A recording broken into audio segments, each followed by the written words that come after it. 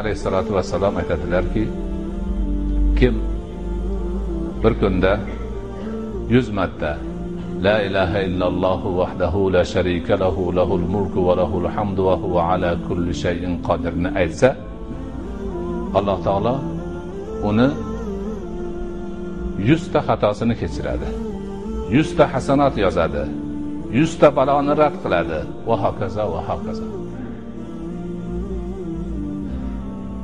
Bularning hammasi bugungi kunda o'zimiz shaxsimizga, oilamizga, mahalla ko'yga va butun olamga manfaat beradigan xayratlar.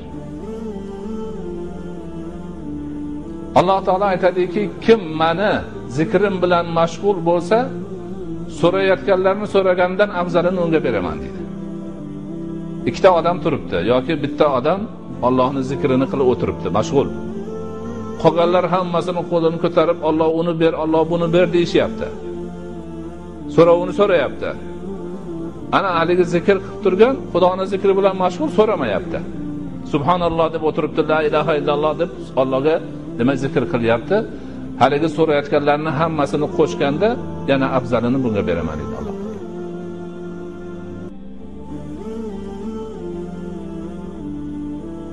Ana zokirlik mana bu narsa.